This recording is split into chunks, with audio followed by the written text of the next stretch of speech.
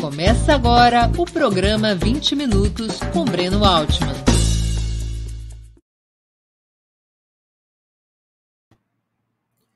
Boa tarde. Hoje é 27 de março de 2021. Está começando a edição do mês do programa 20 Minutos Internacional. O entrevistado de hoje é o jornalista e sociólogo espanhol Ignacio Ramonet. Nascido em Redondela, na Galícia, em 1943, cresceu em Tânger, no Marrocos, onde seus pais, republicanos espanhóis, se exilavam do franquismo. Radicado na França, em Paris, colaborou com diversos veículos de imprensa. Foi diretor de redação do Le Monde Diplomatique e atualmente dirige a edição espanhola do jornal. Doutorado em Semiologia pela Escola de Altos Estudos em Ciências Sociais de Paris, é doutor honoris causa por várias universidades do mundo. Autor premiado de diversos livros e por seu papel na imprensa mundial, Ramonet foi um dos principais animadores do Fórum Social Mundial. Buenas tardes, señor Ramonet, y muchas gracias por aceptar nuestra invitación. Buenas tardes, querido Breno. Un placer siempre estar contigo. ¿Ayuda la pandemia a cuestionar el orden capitalista y el modelo neoliberal? Después del virus, ¿otro mundo es posible? Mira, yo creo que este eslogan que yo había propuesto como lema del Foro Social Mundial, Otro Mundo es Posible, sigue teniendo vigencia, más ahora que antes quizá. Porque ahora hemos visto que el neoliberalismo, de eso se trataba, ¿verdad? Otro mundo, o sea, un mundo no neoliberal es posible. Y el neoliberalismo, con su lógica depredadora, ha provocado precisamente, digamos, en parte, en todo caso, la pandemia que estamos viviendo hoy día de COVID-19. Por consiguiente, es urgente y además no solo la pandemia, sino también la crisis climática. No nos olvidemos que el mundo vive como crisis fundamental la crisis climática. La pandemia ha venido a tomar el primer puesto, ¿verdad? La primera, a ponerse en primera plana para atraer más la atención por su urgencia, por su gravedad, por su letalidad. Pero, digamos, estructuralmente la principal crisis que vive el mundo es la crisis ecológica y el neoliberalismo tiene una gran responsabilidad en la crisis ecológica y, por consiguiente, también en la pandemia. Entonces, sí, sigue siendo de actualidad la necesidad de construir un mundo diferente. Hoy, además, Breno, conocemos muchas experiencias desde, digamos, el siglo XIX y el siglo XX y sabemos las que han funcionado, experiencias políticas, digo, ¿verdad? Experiencias de modelos económicos, sociales, políticos que se han ensayado en tales o cuales países. No estamos en la situación de 1850, cuando el socialismo era una utopía. Hoy sabemos que no es una utopía porque se ha realizado en ciertos países y también hemos sacado lecciones de lo que funciona bien o lo que no ha funcionado bien. Entonces, cuando proponemos otro mundo posible, no estamos proponiendo algo totalmente, digamos, utópico. Estamos proponiendo algo que tiene bases concretas y que en todo caso surge de la discusión general, del debate general, porque también hemos aprendido lo que es la democracia. El feminismo nos ha enseñado muchísimo estos últimos años, en particular, digamos, la descolonización nos ha aprendido mucho también en términos de debate democrático. Por consiguiente, estamos hoy, yo diría, en una situación mucho más amplia desde el punto de vista del debate democrático, del debate político, para avanzar hacia ese nuevo mundo posible. Además de hacerlo más necesario que jamás, la pandemia también torna más posible que se cambie el mundo. Sí, la pandemia hace que es aún más urgente. Fíjate, la pandemia ha revelado, como un revelador fotográfico, ha revelado lo que no estaba funcionando en el mundo, como lo hemos dicho. ¿Qué nos ha revelado la pandemia? Bueno, que los pobres han sido más víctimas del virus que los ricos, evidentemente, porque los pobres, por razones de condiciones de vivienda, primero, porque viven hacinados, por razones de urbanismo, sencillamente, han tenido más dificultad para protegerse contra el contagio. También porque los pobres tienen que trabajar. Cuando muchos ricos han podido, en el periodo de la pandemia, confinarse, autoconfinarse y, en cierta medida, tratar de protegerse. Los pobres han tenido que salir a la calle porque, a pesar de la pandemia, las sociedades han seguido, urbanas en particular, evacuando las basuras, por ejemplo. Mucha gente ha tenido que trabajar en los transportes en común, los conductores. Muchas personas han tenido que trabajar en los establecimientos alimentarios, en los supermercados, en las cajas de los supermercados. Entonces, podríamos citar mil ejemplos. Muchos trabajadores informales han tenido que seguir trabajando en la calle, ¿no?, donde están constantemente, y esto ha aumentado el peligro. Y hemos visto precisamente que, aunque todos somos iguales en muchos países, algunos han sido más iguales a la hora de la muerte que otros. Entonces, por una parte, la pandemia sí ha revelado eso. Ahora, con las vacunas, Breno, estamos viendo también que vivimos en un mundo muy desigual. La pandemia ahí también revela las desigualdades del mundo. Los ricos, en cierta medida, están comprando las vacunas. Los países ricos están comprando las vacunas. En este momento, según las estadísticas, el 90% de las vacunas que se han vendido hasta ahora, que las 5 o 6 empresas que están produciendo vacunas hasta ahora, han sido compradas por los países ricos. Apenas 10% de las vacunas han ido a los países del sur. Entonces, ahí también, evidentemente, vemos que hay desigualdades. La pandemia ha sido un revelador. Yo he dicho que, tú sabes, en las series policíacas, se ve la policía forense cuando viene a hacer una inspección en algunos lugares donde ha habido un crimen. El criminal ha hecho mucho esfuerzo para esconder los rastros de su crimen. Ha limpiado el apartamento donde asesinó a alguien, aquello estaba lleno de sangre y ahora no se ve nada. Pero la policía forense tiene un producto que se llama el Lubrinol, que pone este producto y aparece la sangre. La pandemia es como una especie de Lubrinol social, porque ha hecho surgir algo. Vivíamos, el neoliberalismo hacía creer que era como una fase avanzada de la sociedad moderna, pero hemos visto en realidad que vivimos en sociedades donde las desigualdades son cada vez mayores. En cualquier tipo de sociedad, no solo en las sociedades en desarrollo, en las sociedades desarrolladas también.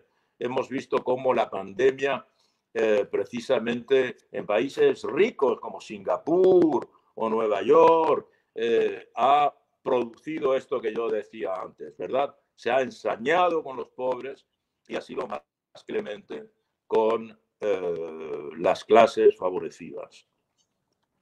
En su evaluación, ¿por qué los países de orientación socialista, particularmente China, Vietnam y Cuba, pero también Venezuela, han tenido resultados mucho más positivos en la lucha contra el nuevo coronavirus que los estados capitalistas, incluyendo los estados capitalistas más ricos. Tienes razón, es una observación muy interesante porque efectivamente es simplemente una constatación que cualquier persona que lee las informaciones puede ver. Vietnam, por ejemplo, hasta ahora, según las estadísticas, es un país donde no ha habido ningún fallecido de COVID, donde la COVID se ha controlado muy bien. Y Vietnam es un país abierto, es decir, hay muchísima, no es un país cerrado, no estamos hablando de Corea del Norte, estamos hablando de Vietnam, un país abierto donde hay miles y miles de extranjeros que viajan, que conocen, empresas extranjeras que están establecidas, miles de periodistas que pueden indagar. Estamos hablando de una realidad. Cuba es otra realidad. En Cuba no cabe duda de que la pandemia ha sido relativamente bien controlada, con un sistema médico muy organizado. Y también ahí los resultados son entre los mejores del mundo, uno de los países donde menos contagios ha habido y menos mortalidad.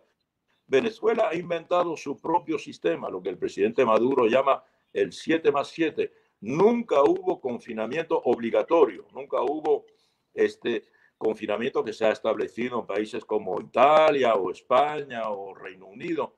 No. Y sin embargo, los resultados son también espectaculares, muy reducidos y la mortalidad también relativamente reducida, a pesar de las circunstancias que conoce Venezuela de agresividad exterior contra el país.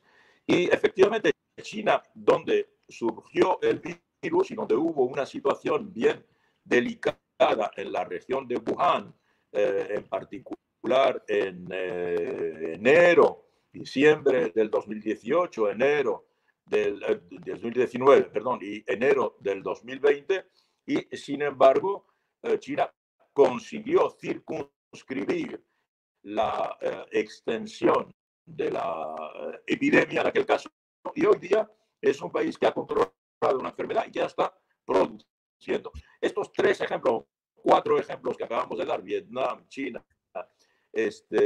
Venezuela y Cuba, indican bien que efectivamente países con sistemas socialistas pues han tenido un éxito indiscutible en el control de la enfermedad y en la reducción de la mortalidad con mucha disciplina social. No quiere decir eso que algunos países que no son socialistas, digamos, no lo hayan hecho bien. Algunos países lo han hecho bien. Islandia lo ha hecho bien, Nueva Zelanda lo ha hecho bien. En muchos lugares se ha citado como ejemplo estos 2 países de los que estoy hablando. Pero es verdad que países socialistas han tenido un éxito muy notable, muy notable. Señor Ramonet, 30 años después del fin de la Unión Soviética, ¿está muriendo el neoliberalismo como pensamiento único? Mira, yo desconfío mucho de esas predicciones cuando se dice ya el capitalismo se está muriendo, ya el neoliberalismo se está muriendo. Digamos que no cabe duda de que el neoliberalismo, que en definitiva es solo una escuela, el capitalismo tiene varios siglos de existencia. En su forma moderna, el capitalismo tiene 2 siglos, pero el neoliberalismo apenas tiene 40 años. Es una doctrina, una versión del capitalismo, un modo operatorio del capitalismo que se define a final de los años 70 y se pone en práctica en algunos países en los años 70 y sobre todo a partir de los años 80, cuando los Estados Unidos y el Reino Unido van a practicar esta versión del capitalismo. Y esta versión se extiende. Y no solo se extiende entre los países capitalistas, sino que también es una versión que es adoptada por la socialdemocracia.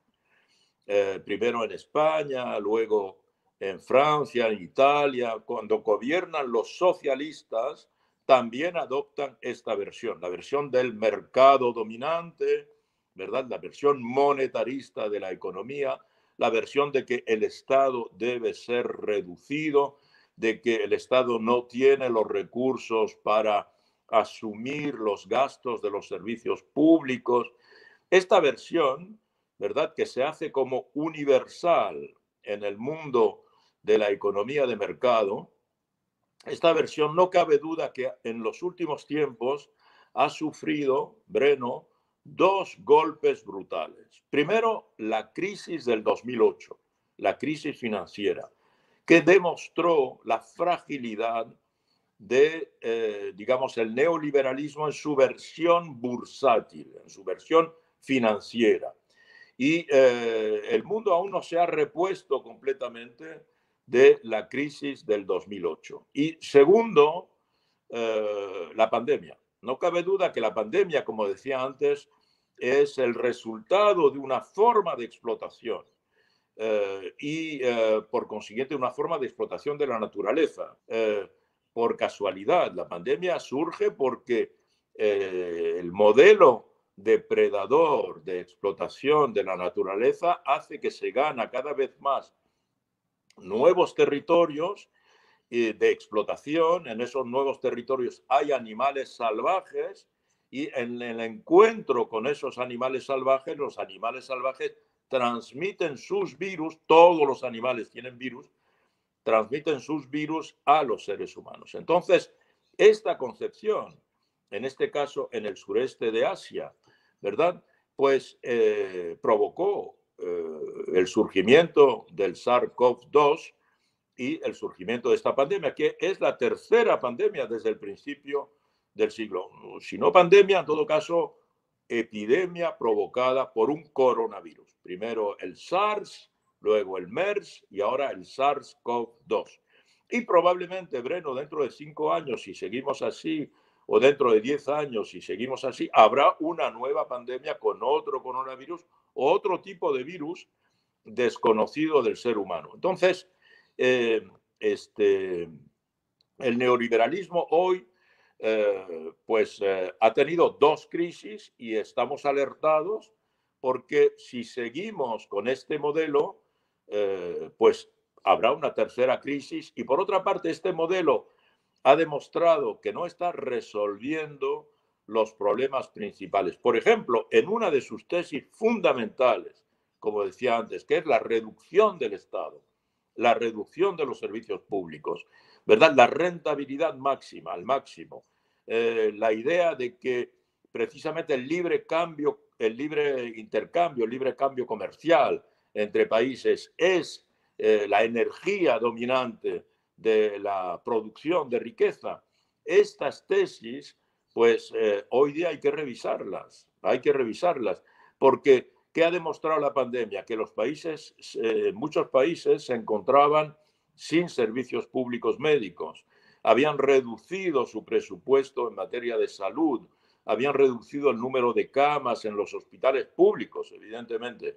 Y cuando llegó la pandemia, pues no había ni suficientes médicos, ni suficientes enfermeros, ni suficientes camas, ni suficientes unidades de cuidados intensivos, ni suficientes respiradores, etcétera. Pero también, en primer tiempo, hasta los países desarrollados en Europa, Italia, España, Francia, Reino Unido, descubrieron que no tenían mascarillas, no producían, no fabricaban mascarillas, no fabricaban guantes de higiene, no fabricaban aspirinas, no fabricaban paracetamol, no fabricaban ibuprofeno, no fabricaban jeringuillas. Ahora, con la vacuna, se descubre que los países desarrollados no fabrican jeringuillas que son indispensables para inyectar la vacuna.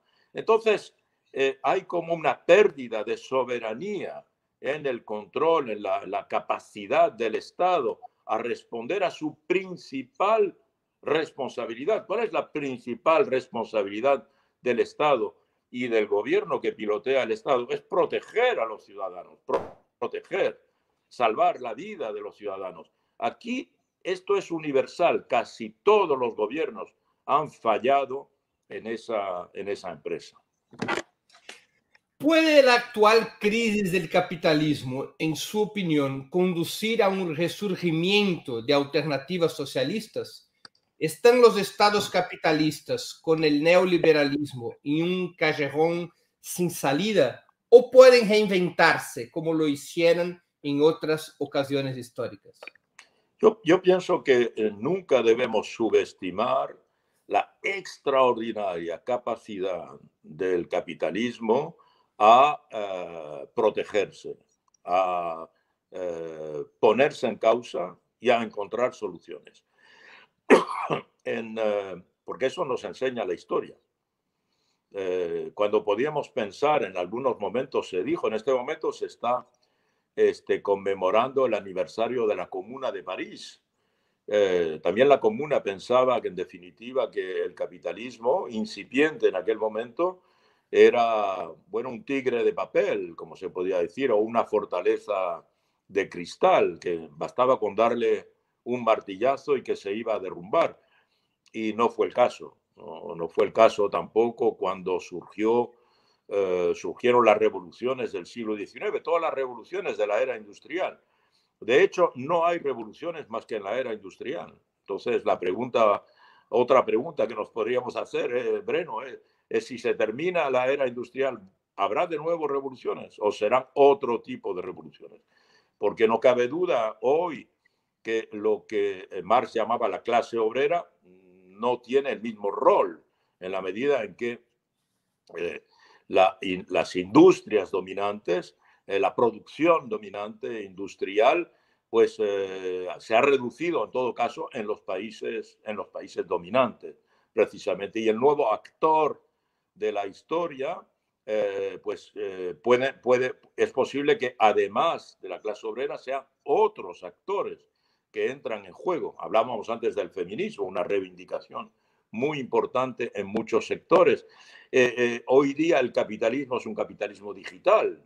Es un capitalismo digital. Las principales empresas del mundo son empresas digitales.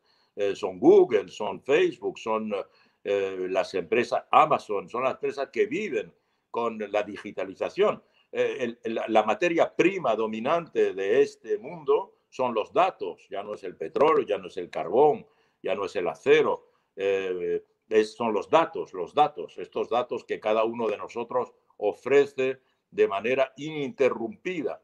Entonces, este capitalismo de datos evidentemente no funciona de la misma manera que el capitalismo de las fábricas, el capitalismo de las chimeneas, el capitalismo del ferrocarril. Está funcionando con otro tipo, de otra manera. No nos olvidemos que, si quieres, la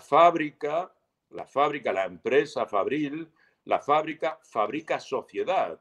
En una fábrica hay obreros, pero no obreros individualizados, sino obreros que forman grupo y que se organizan, y al organizarme forman masa social organizada. Al desaparecer eso, desaparecen las masas. Estamos viviendo en una sociedad digital donde las masas desaparecen. Todo lo que es masa está desapareciendo. El hecho de que las televisiones ya no puedan producir una masa de espectadores que los estén viendo, porque ahora tú, Breno, estás compitiendo con la CNN, estás compitiendo con los mayores canales del mundo. ¿Qué es el mayor canal del mundo? El mayor canal del mundo, evidentemente, es Facebook y no es tal o cual canal de televisión. Pero y las redes sociales, que son el medio dominante de hoy, no forman masa. Las redes sociales individualizan, aíslan, autonomizan, y por consiguiente, evidentemente, ya no se funciona de la misma manera, porque ni siquiera formo masa viendo el mismo tipo de programa como podía ser en los años 60 en cualquier país, ¿no? Entonces, hoy el capitalismo funciona a base de empresas de datos digitales, repito, funciona a base de una segmentarización de las sociedades en pequeños grupos, cada vez más pequeños, y el individuo llega a creer que ya él no necesita al resto, no necesita, digamos, formar parte de un grupo social, que ya no necesita formar parte ni siquiera de una gran empresa, puede él ser la empresa, ya no necesita ni siquiera formar parte de un Estado, de una nación, de un pueblo, de un sindicato. La idea es que el ser humano ahora con su teléfono casi tiene todos los ministerios posibles. Él es el Estado, él es el gobierno. Y ese es el discurso hoy día dominante del neoliberalismo digital. Tú solo, con tu teléfono, con tu computadora, puedes hacer todo. Tienes tu banco, tienes tu agencia de viajes, te organizas, tienes tu canal de televisión. Entonces, tienes todo lo que tiene un Estado con tener tu teléfono. Y tú mismo te vas a crear tu propio empleo, no necesitas ir a buscar otro empleo, lo haces tú mismo. Entonces, esta segmentarización, esta individualización, esta autonomización de cada elemento de la sociedad, evidentemente te obliga a repensar lo que puede ser el socialismo en una era como la nuestra. No es que no sea posible, es que no es posible como antes, porque ya la gente no vive como antes. Y todo proyecto socialista es un proyecto que digamos, que se dinamiza hacia el futuro, hacia el porvenir y no hacia el pasado. Pero ¿de dónde las fuerzas de izquierda, las fuerzas socialistas, pueden sacar fuerzas con la individualización de las masas? Si las masas siempre fueran el principal factor de poder de las izquierdas y del socialismo. Sí, pero las masas hoy no se organizan como se organizaban antes. Tenemos el ejemplo, ¿qué estaba pasando en el mundo, Breno, cuando apareció la pandemia? La pandemia apareció en diciembre del 2019, enero del 2002, y hace ahora exactamente un año, a mediados de marzo, la OMS dijo que era pandemia. Ya estaba en el mundo entero. En 3 meses el virus se extendió al planeta entero prácticamente sin excepción. Pero ¿qué estaba pasando en el mundo cuando llegó el virus? Lo que estábamos asistiendo en el mundo, recuerdas, era una insurrección de las sociedades. Había una insurrección en Hong Kong, había una insurrección en Teherán, había una insurrección en Beirut, enorme insurrección en Beirut, había una insurrección en Cataluña, había una insurrección en Argel, había una insurrección en París, los chalecos amarillos, había una insurrección en Puerto Rico, tumbaron al gobernador, había una insurrección en Chile. Entonces, y podíamos multiplicar, y seguramente me olvido de algunas. Y esas insurrecciones, ¿cómo se habían constituido? ¿Quién las había constituido? Pues gracias a las redes sociales. En torno a un tema, hoy la política es más, digamos, un tema, una causa puntual que, digamos, una gran causa general, ¿no? La movilización se hace en torno a una causa. Me voy a movilizar, por ejemplo, claro, la protesta revela un malestar social, pero la expresión contra ese malestar no está organizada de manera racional y científica. Antes era un partido con un líder, con una estructura, un comité central, digamos, una dirección, con un programa, con una lectura de la sociedad, con una lectura de las soluciones para los problemas de esa sociedad, ya sea un sindicato, ya sea un partido, ya sea un movimiento, que organizaba la sociedad, pero con mucho tiempo, con manifestaciones, organizaciones, para poner en marcha una manifestación de masa y de protesta, se necesitaban semanas, meses, a veces años. Hoy día, de la noche a la mañana, salen a la calle 200.000, 300.000 personas, como lo habíamos visto ya en aquel momento de lo que se llamó las primaveras árabes, esta insurrección de plazas, como lo vimos en España con los ¿cómo se llamaban? Los protestatarios que en torno a donde surgió el grupo Podemos, ¿verdad? Y también lo vimos en Estados Unidos con Occupy Wall Street, por ejemplo. En torno a 2011, 2012, habíamos visto este fenómeno, pero lo estábamos viendo de nuevo ahora y hemos visto como los indignados, se llamaban en España, los indignados. Entonces, este tipo de movimiento puede luego transformarse en organización posible, política, pero en un primer tiempo es una causa puntual. En ese sentido, yo digo, y hay que reflexionar a esto, hoy día las personas, los ciudadanos, se movilizan más por una causa, por un tema puntual, que por una gran causa. Por ejemplo, construir el socialismo. Es demasiado vasto, ¿verdad? En cambio, nos vamos a movilizar por un tema concreto. Por ejemplo, bueno, pues puede ser, en el caso de Beirut, era protestar contra el aumento del precio del metro. No, perdón, en el caso de Beirut era protestar por una tasa de WhatsApp. El gobierno quería ponerle una tasa al uso de WhatsApp. Y se produce la protesta que evidentemente desborda sobre una crisis general. En Chile fue el tema del precio del metro. Perdón, no te he oído bien. En Chile fue el tema del precio del metro para los jóvenes. El precio del metro, eso fue en Chile, ¿te acuerdas? Sí. Lo del precio del metro, sí. Ramón, cambiando un poco de tema, el fortalecimiento de China en su polarización con Estados Unidos, ¿es solo un fenómeno geopolítico o alimenta una perspectiva anticapitalista, una perspectiva socialista para el mundo? Mira, China, digamos, no es un país anticapitalista, tal como está funcionando.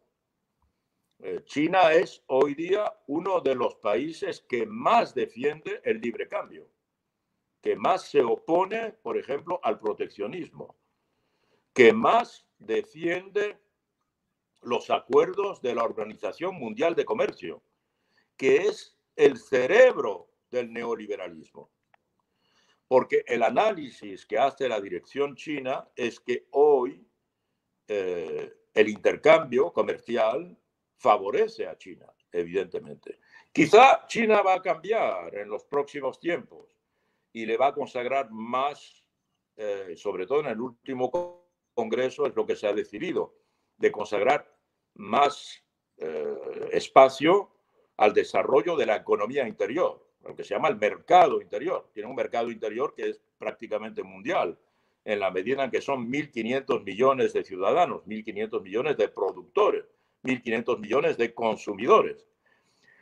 Pero por el momento China sigue siendo un gran país exportador, lo que lo transforma también en un gran país importador de materias primas y de insumos necesarios para la producción. Pero China no es un país anticapitalista. O sea, China es un país que, según la teoría de Deng Xiaoping, ha conseguido o está consiguiendo, o en todo caso ha producido indiscutiblemente una dinámica muy favorable, obteniendo una articulación del Estado con el mercado. La parte del Estado, la parte del mercado, manteniendo una dirección política única con el Partido Comunista, pero y con la existencia de algunos otros partidos que representan en particular a las minorías, pero esencialmente es una combinación no tan fácil de conseguir, no tan fácil de exportar. En el proyecto geopolítico de China, evidentemente, la dimensión que ha adquirido China hoy pone en peligro la hegemonía de Estados Unidos. Una hegemonía que Estados Unidos ha ejercido en parte compartiéndola con la Unión Soviética desde 1945 y en solitario desde el derrumbe de la Unión Soviética en 1991. Pero ahora con la emergencia de China, con la posibilidad de que China sea la primera potencia económica a partir de dentro de 10 años más o menos, y también el hecho de que China puede pasar a ser una potencia militar, aún muy incipiente, pero puede pasar a serlo, Y en todo caso, el hecho de que China controla cada vez más mercados en continentes enteros. China es el principal socio comercial de América Latina, como tú sabes. Ya no es Estados Unidos. China es el principal socio comercial, principal vendedor y principal comprador de África. Y ya no es ni Francia ni Inglaterra, que fueron las dos grandes potencias coloniales del continente. China, evidentemente, es el socio comercial principal de muchos países y, en particular, también no de Estados Unidos, porque sigue siendo como socios comerciales principales Canadá y México, pero debe ser el tercero después de Canadá y México para los propios Estados Unidos. Entonces, esta rivalidad estratégica es la gran característica del momento geopolítico que estamos viviendo. Pero China no tiene la dimensión militar aún, ni espacial, ni marítima. China no tiene prácticamente armada de su dimensión. Apenas tiene un portaaviones, está terminando de construir el segundo portaaviones, cuando los Estados Unidos tienen una armada en cada mar del planeta, que ni siquiera los británicos tuvieron. Y también China aún no tiene la capacidad espacial que tienen los Estados Unidos, ni la capacidad tecnológica. Breno, antes hablábamos del capitalismo de hoy. El capitalismo de hoy, dijimos, era digital. Todas las grandes empresas digitales, todas, son estadounidenses. O sea, el dominio económico, tecnológico, de la tecnología dominante de este momento del capitalismo es estadounidense. Los Estados Unidos no están aún, digamos, a la víspera de derrumbarse. Evidentemente han perdido mucho y sobre todo con la pandemia. Esto nos permite decir dos palabras sobre la pandemia. Por primera vez desde que Estados Unidos es potencia dominante, es la primera vez que ocurre una gran crisis mundial y que los Estados Unidos no acuden en ayuda de sus amigos. No le han dado una mascarilla, no le han dado un medicamento, no le han dado una unidad de cuidados intensivos a ninguno de sus amigos. No hablemos ya del resto del mundo. No han sabido ayudar en esta crisis. Ellos mismos han sido la víctima principal por desorganización, por la teoría de Trump, que es muy cercana de Bolsonaro, de despreciar, una teoría machista, de querer enfrentar esta epidemia como si fuera una gripecilla, ¿verdad? En cambio, fíjate, un país pequeñito, del que hablábamos antes, bloqueado, como Cuba, ha enviado brigadas médicas a unos 50 países. Personal sanitario, médicos, que han acudido a ayudar hasta países del primer mundo, como Italia, Andorra. Entonces, los Estados Unidos ahí han tenido una falla muy importante y característico de este momento delicado que está viviendo los Estados Unidos. Pero por otra parte siguen siendo los principales productores de soft power. Ellos son los que producen la cultura popular dominante. Siguen siendo los que producen la cultura popular dominante. Y China, ¿qué tipo de cultura popular china nosotros consumimos? Muy poco, aunque los chinos han difundido por el mundo entero ahora sus institutos confucios para difundir la lengua mandarín, pero bien, de aquí a que todo el mundo hable chino como hoy habla inglés, aún llegará un tiempo, es posible que algún día ocurra, pero pasará algún tiempo. ¿Usted no cree que China pueda ser un fuente de inspiración a la lucha de los socialistas como en algún momento lo fue la Unión Soviética? Claro, mira, creo que el momento pasó. Hoy día, creo personalmente, yo creo que aquella fue una gesta épica excepcional que queda en la historia.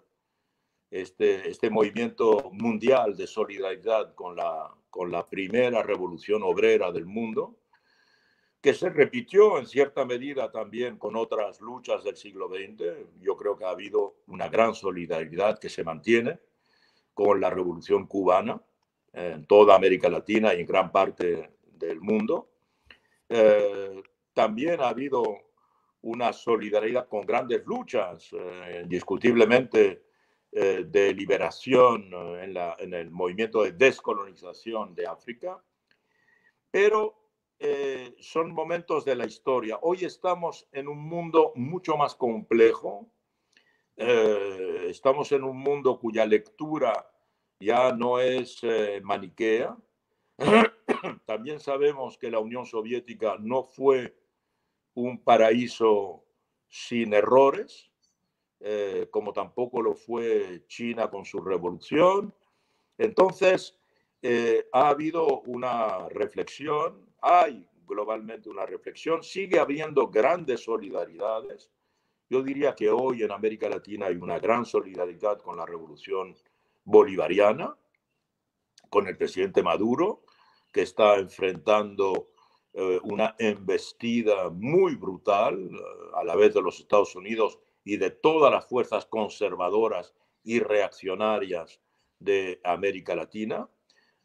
Pero no se trata, yo no creo que se trate en cualquier momento de tratar de imitar tal o cual revolución, como se quiso hacer en muchos lugares con el modelo soviético del que tú hablas. El modelo soviético, que fue una de las revoluciones probablemente más importantes de la historia, igual que la Revolución Francesa. Ha habido muchas revoluciones, pero algunas tienen un carácter mucho más emblemático, en el sentido pro, son emblemas, son representativos por su enormidad, yo diría, en capacidad de transformación y capacidad de proyectar una sociedad como ideal, fraterna, de justicia, que es lo que toda la humanidad busca. La humanidad está en movimiento desde que existe, imaginando un mundo sin desigualdades, un mundo con justicia, un mundo de fraternidad, ¿no? Y por consiguiente, a la vez hay un discurso religioso que ha tratado de crear ese universo, por lo menos en el más allá, y un discurso político que ha querido crear ese mundo aquí, en la Tierra, evidentemente. Pero con todas las dificultades. Además, Breno, se hace una revolución en un momento dado, pero ese momento, el tiempo no se detiene, el tiempo huye, el tiempo avanza. Y lo que en un momento podía ser, digamos, lo ideal, 50, 60, 100 años después, no puede ser lo mismo, porque tecnológicamente el mundo ha cambiado completamente. Y por consiguiente, yo lo digo frecuentemente, digamos, Marx dice, la historia es la historia de la lucha de clases. Y tiene razón.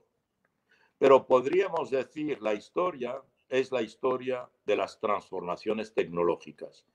Y son las transformaciones tecnológicas las que cambian el funcionamiento de la sociedad y por consiguiente cambian, digamos, los proyectos de los ciudadanos y los proyectos de las sociedades. Entonces, los cambios tecnológicos acaban por agotar el proyecto político mismo que en un momento presidió al deseo de revolución. Y hoy es lo que tenemos que imaginar. Hay que recordar una cosa sencilla, Breno.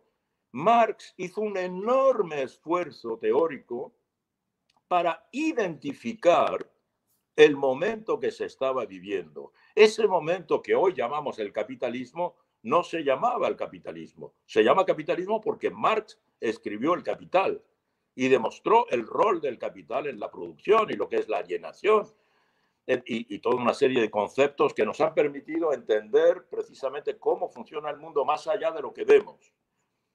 Ese esfuerzo teórico es el que hay que hacer hoy.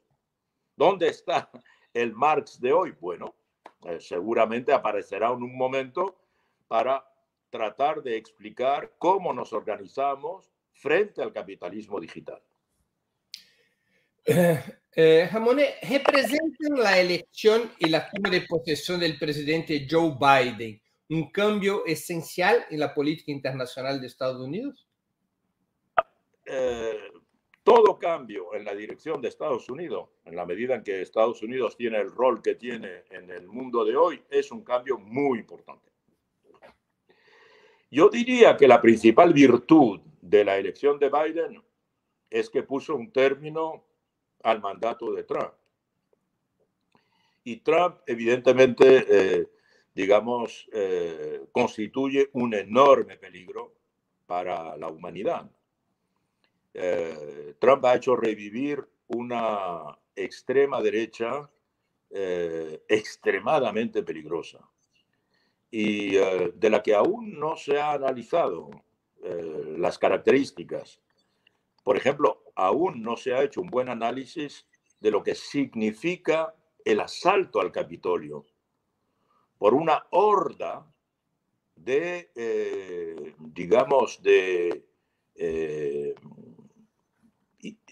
personas alienadas en torno a proyectos totalmente delirantes. Que hoy día, por ejemplo, una ideología como la de QAnon sea el motor de la protesta, populista, extremista de la derecha en Estados Unidos, es algo,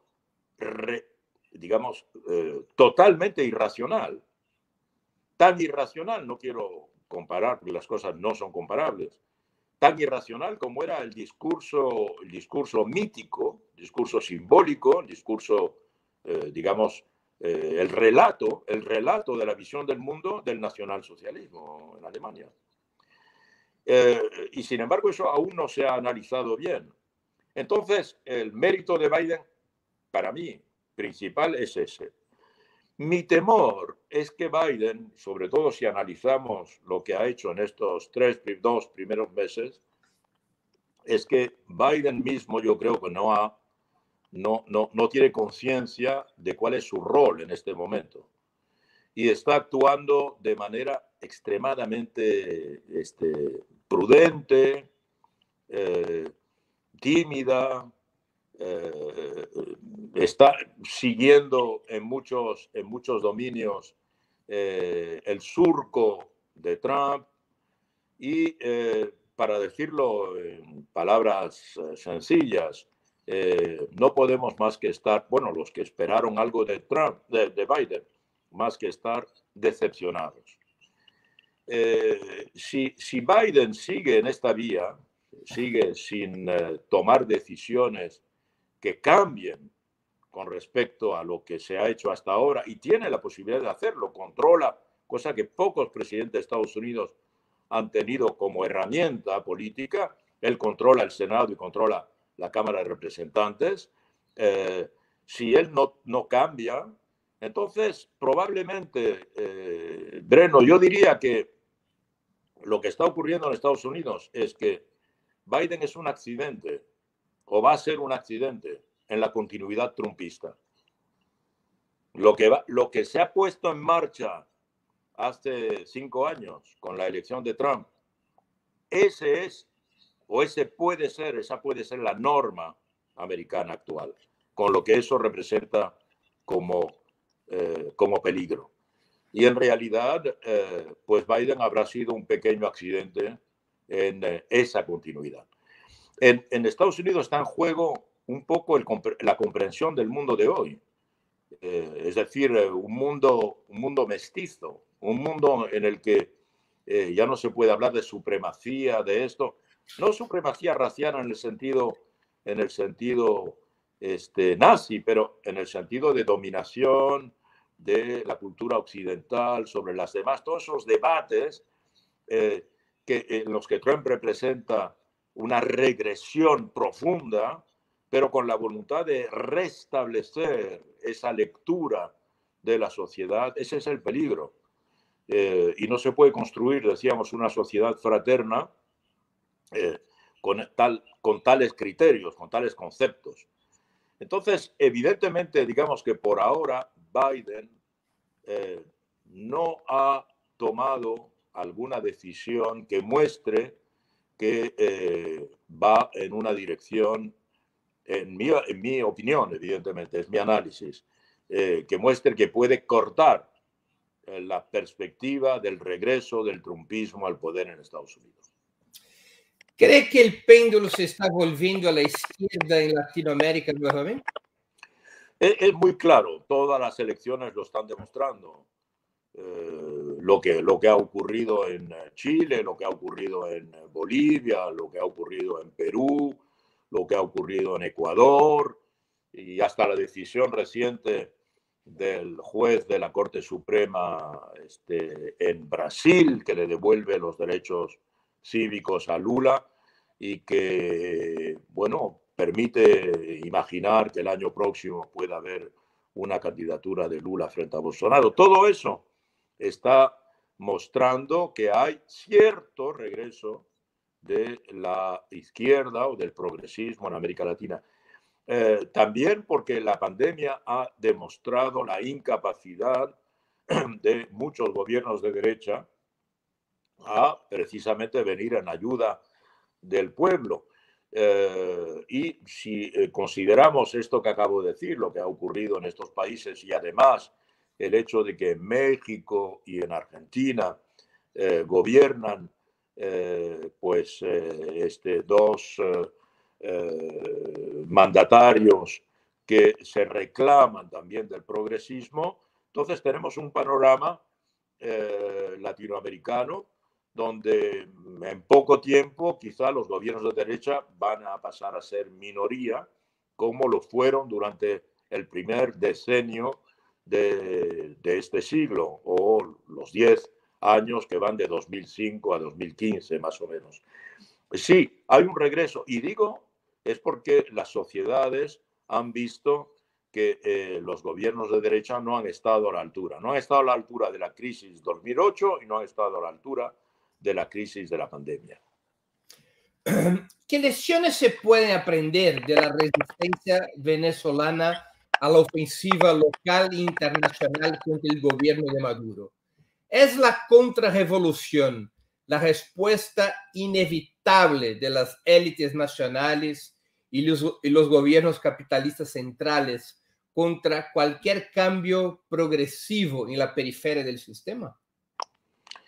Mira, yo creo que aún no se ha estudiado suficientemente, y yo lo lamento por mi parte, la ejemplaridad de la resistencia de Nicolás Maduro a la cabeza de la revolución bolivariana. No cabe duda de que esta revolución fue atacada desde el principio, desde 1999, cuando el comandante Hugo Chávez fue elegido por primera vez, tomó posesión y empezó a gobernar. Hubo un ataque desde el principio, pero las circunstancias y también, digamos, el genio político de Hugo Chávez le condujeron a realizar toda una serie de transformaciones con un gran apoyo popular y siempre en un marco democrático. Y por consiguiente ahí las oposiciones y la reacción internacional se rompieron los dientes contra esa realidad. Pero al fallecer el comandante Chávez en el 5 de marzo del 2013 y cuando fue elegido Nicolás Maduro el 14 de abril de 2013, ahí yo pienso que la reacción, primero local en el seno de Venezuela y luego regional en el seno de América Latina y luego internacional en la Unión Europea, los Estados Unidos, pensaron que ya esa revolución, al haber sido en cierta medida descabezada, Nicolás Maduro no iba a tener la popularidad, no iba a tener la genialidad, no iba a tener todas las características del comandante Chávez y pensaron que era el momento de abalanzarse sobre ella para asfixiarla. Y ahí es donde finalmente el presidente Nicolás Maduro pudo revelar su extraordinaria personalidad política. Yo creo que ha sido de una gran capacidad primero para organizar el país en una situación de acoso y de asedio, porque empezaron los bloqueos, empezaron bloqueo financiero, bloqueo comercial, bloqueo político, campañas de difamación, toda clase de ataques, ataques eléctricos, ataques electrónicos, ataques al petróleo, ataques bacteriológicos, ataques de todo tipo para hacer que la sociedad venezolana no pudiera funcionar. Y el presidente Maduro ha sabido cada vez apoyarse en los sectores populares, en los sectores organizados, ha sabido mantener esa alianza fundamental con las Fuerzas Armadas. No hay que olvidar que las Fuerzas Armadas son un elemento constitucional de la revolución bolivariana, pero Venezuela es una democracia. Los gobiernos, los sucesivos gobiernos de Chávez han sido elegidos por elección popular y el presidente Maduro igual ha mantenido esa característica. Pero cada vez Maduro ha hecho prueba de una creatividad política, ha sorprendido a mucha gente, en particular, como por ejemplo cuando el Parlamento fue ganado en el 2015 por la oposición y que el Parlamento decidió en la Asamblea Nacional que el objetivo número uno para esa asamblea era derrocar al presidente en menos de 3 meses, y ahí surgieron las guarimbas, hubo esta especie de mercenarismo popular contra un gobierno revolucionario. Tuvimos este caso tan extraño y también pudimos ver en la sangre fría del presidente, que nunca ordenó una represión organizada, sino una defensa, cuando el país estuvo a punto de ser invadido por los puentes, y cuando el presidente Maduro tuvo esa idea de recrear una Asamblea Nacional Constituyente, y que eso permitió disolver una parte de la energía opositora y pudo pacificar el país, como siempre lo repite el presidente. Yo creo que todo esto ha demostrado, ahora recientemente ha ganado las elecciones de nuevo legislativas.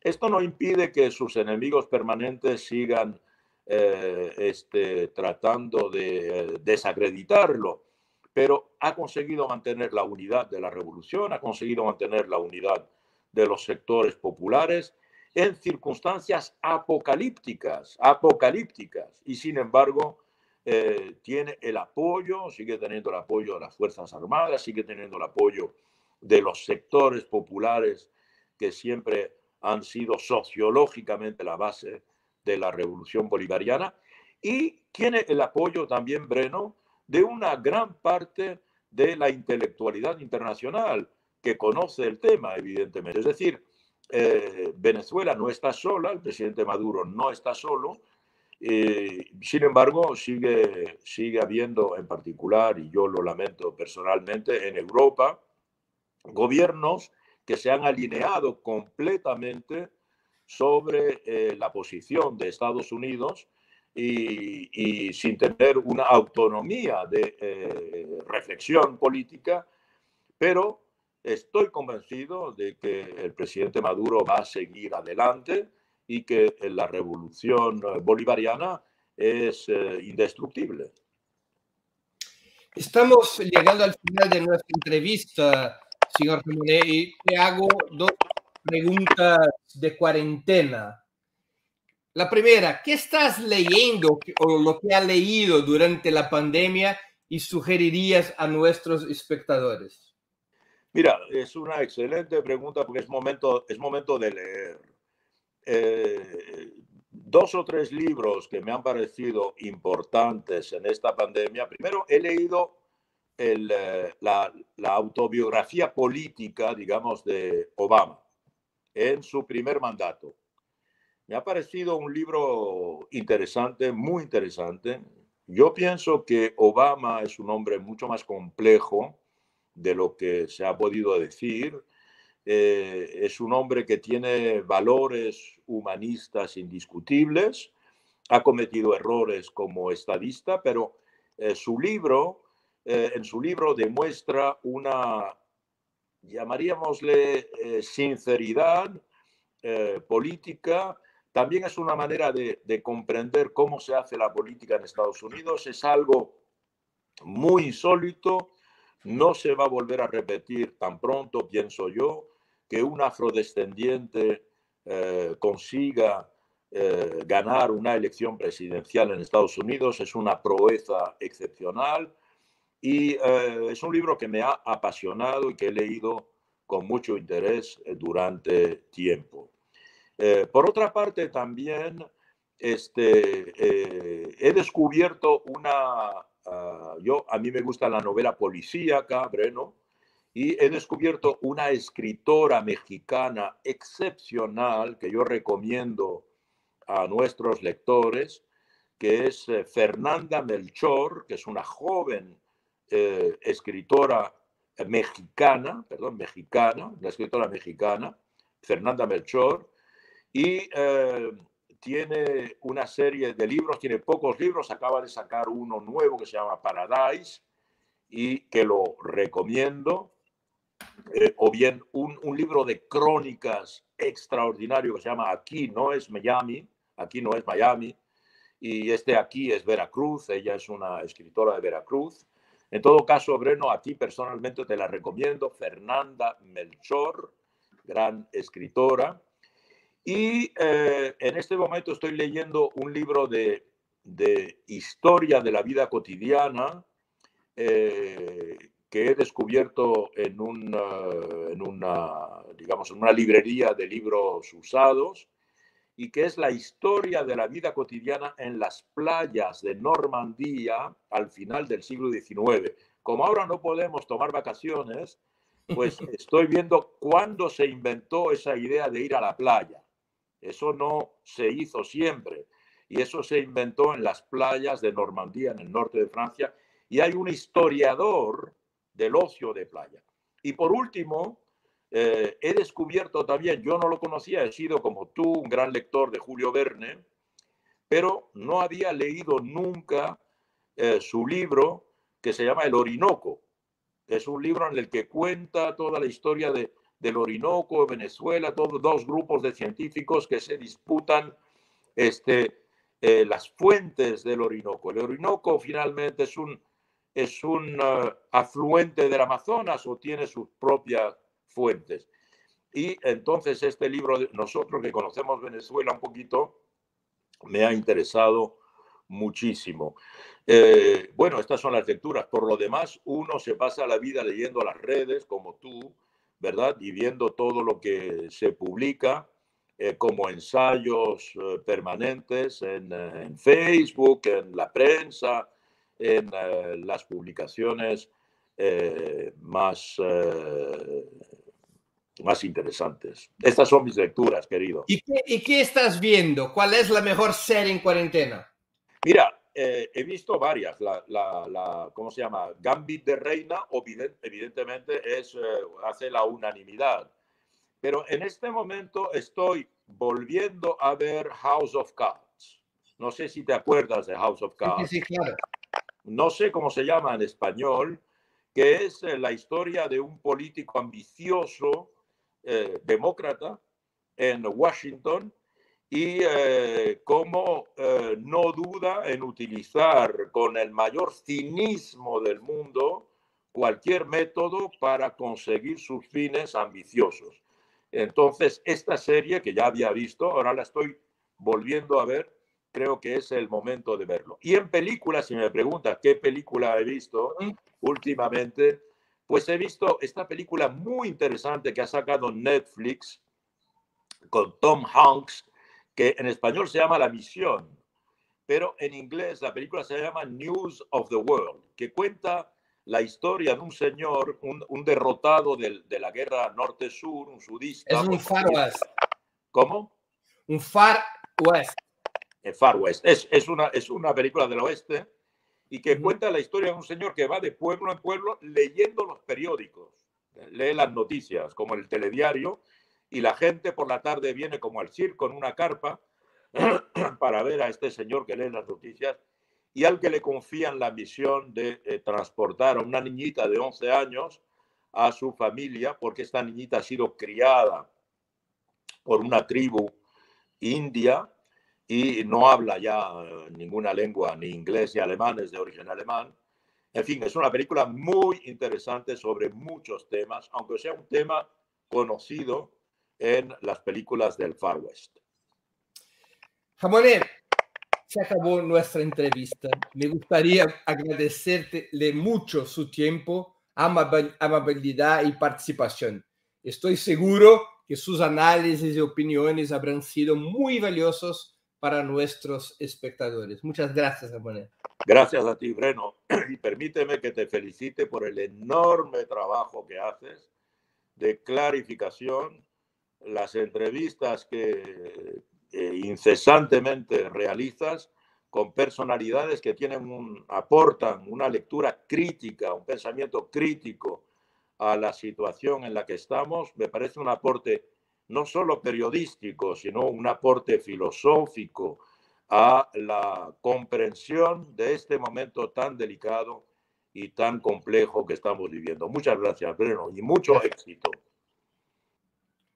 Encerramos assim mais uma edição do programa 20 Minutos. A edição de hoje, 27 de março, foi do 20 Minutos Internacional. Trouxemos como entrevistado o jornalista e sociólogo espanhol Inácio Ramonet. Queria agradecer a audiência, especialmente gostaria de pedir a quem gostou do programa que o difunda, que o compartilhe nas suas redes sociais. Muito obrigado e um grande abraço. Para assistir novamente esse programa e a outras edições dos programas 20 Minutos, se inscreva no canal do Opera Mundi no YouTube. Curta e compartilhe nossos vídeos, deixe seus comentários. O jornalismo de Opera Mundi é mantido com o seu apoio. Faça uma assinatura solidária em www.operamundi.com.br. Com um pequeno valor mensal, você nos ajuda no desenvolvimento de um jornalismo independente e de qualidade. Obrigado pela audiência e até a próxima.